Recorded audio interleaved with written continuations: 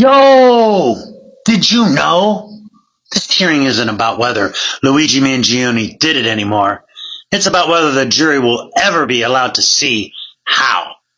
With the suppression hearing now moving into judicial decision-making, it's worth revisiting why Day 5 mattered. Even with dozens of witnesses still left to testify, December 9th marked the moment the hearing stopped collecting facts and started drawing legal lines. December 9th is exactly 1 year anniversary of Luigi Mangione's capture in Altoona, Pennsylvania. The previous day, December 8, 2025, Luigi appeared gung-ho and vivacious as he gave the people, press, and photographers something to talk about with a fist pump pose. But on Tuesday, December 9, 2025, he appeared more subdued, reserved, speaking quietly with his attorneys as his photo was taken by the pool photographers. The witnesses for the prosecution on Tuesday, December 9, 2025, was K-9 Patrolman Stephen Fox, who assisted with the search of Mangione's backpack, along with Officer Christy Wasser, who previously testified the previous day, Monday, December the 8th. Altoona Police Officer Stephen Fox was the only live witness called on Day 5. Officer Fox participated in the backpack search, and on Day 5, he was seen on body cam video during the interaction with Luigi Mangione at Altoona McDonald's. In his testimony, Officer Fox described officers' rationale for searching the bag without a warrant and insisted they reasonably believed the defendant could be armed and dangerous. Officer Fox echoed similar stance to the previous testimony of prior Altoona PD officers Wasser, Detweiler, and Fry. The search and seizure was executed after Luigi's arrest, this being police protocol, whether dealing with a nonviolent crime or the execution of a CEO. Prosecutor Joel Seaman's words, which resulted in a blazing staunch objection from Karen Agnifilo. When asked about what he knew of Luigi Mangione, Fox claimed he knew the defendant had committed a violent act of cowardice that targeted a defenseless human being. Apparently, his comment prompted Luigi to look down and shake his head at the defense table. On cross-examination, Officer Fox agreed Luigi was compliant and did not resist, and that officers did not need a search warrant because the search was incident to arrest. Prosecutors insisted the search was proper, even without a warrant, because of exigent circumstances. The defense wants everything police pulled from Luigi Mangione's backpack tossed out.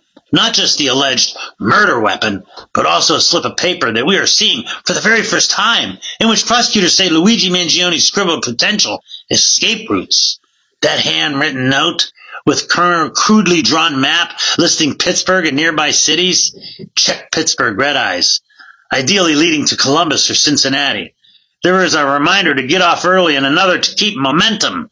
And Luigi also wrote a note to self, like a Dear Diary moment, with these statements: buy black sneakers, white strips, too distinctive, change hat, shoes, pluck eyebrows, keep momentum, FBI, slower overnight, exit different methods, megabus, rail, check reports for current situation. And then there's the scribble of the escape routes.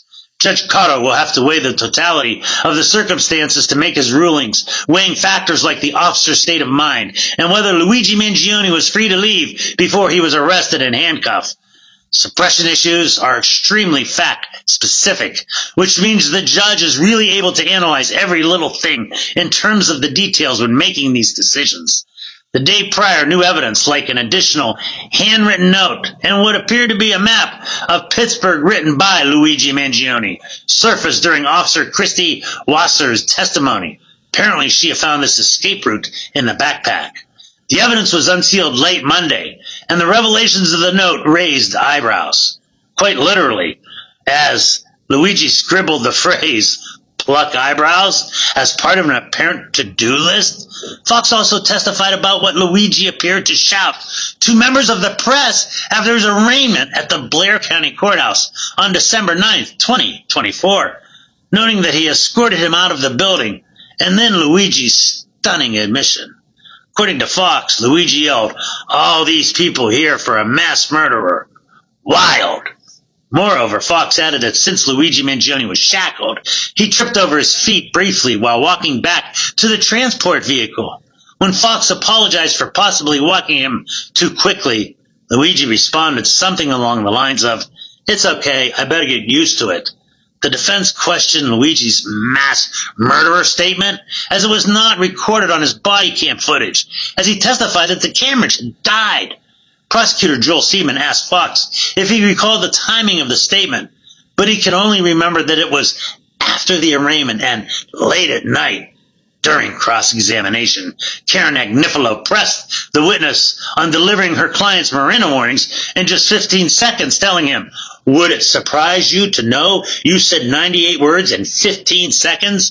Furthermore, Karen Agnifilo pressed Fox on prior placement of evidence on a table at McDonald's, pointing out that they didn't stop anything from being cross-contaminated, with customers continuing to hammer away at the credibility of the department. Karen Agnifilo also sought to humanize her client by asking Fox about Luigi expressing concern over the identity of the McDonald's manager who called 911 being released, noting that it would not be good for her. When she asked whether Luigi appeared genuine, Fox responded with something along the lines of, "As genuine as someone who just assassinated the CEO could be?" KFA sharply objected and moved to strike. Judge Gatto shockingly replied, "No, that'll stand." Whoa! Fox said he suspected the backpack contained a weapon, which factored into the decision to search without a warrant. Fox was present on the footage, where his colleague, patrolman Christy Wasser, pulled out a loaded magazine wrapped in wet underwear, and he reacted by saying, "It's fucking him, dude!" Most importantly, this testimony addresses the legality and rationale for the search, but does not prove guilt at trial. The Manhattan DA's office presented released footage of Mangione's encounter with Pennsylvania officers in McDonald's in December 2024. The footage shows interactions, including Luigi Mangione giving a fake name, being questioned, and the backpack search. On this day 5, prosecutors highlighted items obtained from that backpack: handgun and silencer, loaded magazine with extra ammunition, notebook labeled a manifesto, multiple handwritten notes, various personal items and travel gear, cash, and foreign currency. Other travel evidence items consisted with planning escape or further travel after December 4, 2024 shooting. Defense argued that the backpack search was unlawful without a warrant under Pennsylvania law and should be suppressed. They also continue to challenge whether Luigi Mangione was properly advised of his Miranda rights before questioning, although that specific argument was more central on the earlier hearing days. Prosecutors counted the search was lawful as incident to arrest, which is an exception to the warrant requirements. They argued presenting body cam footage and evidence is part of showing the context and justification for the search. If the judge rules certain items inadmissible, it could force prosecutors to pivot strategy before trial, and historically, the arguments over warrantless searches and Miranda timing are among the toughest legal questions in modern pretrial practice. The playing of the body cam video itself drew extra attention. I mean, showing the McDonald's body cam footage in court beyond just having officers testify adds a visual and a real-time experience element to the hearing that judges do not always allow at suppression hearings. This strategy lets the judge see the scene instead of just hearing descriptions. It looks like both sides have been sharp about labels, phrasing. Example, what's it called, the notebook? Manifesto versus journal, or how to describe the search, incident to arrest versus warrantless. This is just not mere style in pretrial suppression law. Wording defines legal context and judicial predisposition. I still think KFA and Luigi's position is an uphill battle. I believe the judge will probably let a lot of the evidence in. Like I mentioned multiple times before, courts often give police a wide berth on searches, incident to arrest, for safety reasons, and judges are normally reluctant to exclude evidence that bear directly on motive and planning. It's going to be hard for Luigi Mangione to succeed in excluding the evidence. Courts usually give the police a lot of leeway when searching someone they've just arrested for safety reasons. Judges are generally hesitant to throw out evidence that vividly, directly show meticulous planning or calculated motive, like what Luigi showed to the entire world through the contents of his backpack. If you are watching all my videos carefully, you will see when exactly the hearing shifted from fact-finding to legal judgment regarding admissibility, regarding boundaries of acceptable search and seizure. and regarding the very fine line of Miranda issues. It appears that day 5 was a turning point in the hearing. Earlier, the days of the hearing mostly presented facts. What happened, what police did, what was in the backpack. Day 5 focused on legal questions. What evidence can actually be used? How far can police go when they search someone? Were Luigi's rights violated before questioning? Day 5's testimony from officers' thoughts, and the video was interpreted as bringing those legal questions fully into focus for Judge Caro, rather than merely fact presentation. Basically, Day 5 moved the entire hearing from just, here's what happened, to what does the law allow or forbid. Judges are looking at not just what was found, but how it was found. The ruling could become a reference for future cases about searches and rights. As I've said 100 times before, the judge's decision shapes the entire trial, even before it starts. So don't be ignorant. Pay close attention, because it's a huge deal legally and strategically. Even if the jury never sees certain evidence, the suppression decision affects everything else, including plea negotiations, how the trial is argued, whether new motions are filed, etc., etc. If the judge throws out key evidence, it could potentially change the game. Imagine the police found important items in Luigi Mangione's backpack, like a gun or notes. If the judge decides those items cannot be used in trial, prosecutors might have to completely rethink how they try to prove Luigi committed the crime. Experts say that deciding whether the police acted legally when they searched without a warrant and whether they read Luigi Mangione his rights, Miranda rules, is really, really tricky. These are some of the hardest questions in pretrial law today.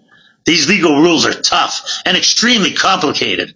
Body cam video in court is a big deal because showing the video from McDonald's officers lets the judge see the situation directly instead of just hearing someone describe it. I have to say this because it's unusual, because suppression hearings do not always include videos. It could make a lasting impression on the judge or eventually a jury, even if some of the evidence is later ruled inadmissible. Those videos make the courtroom feel very real. You're not just hearing about a search, you're actually seeing it. That can make the evidence feel extra credible and more convincing. My youngest son is around his age. Luigi Mangione literally had everything before December 4th, 2024. Whatever anyone thinks about the legal chaos surrounding this case, now every day his parents are watching their child's life get dismantled in public. With no rewind button, all of it becomes permanent. You don't get to wake up from that.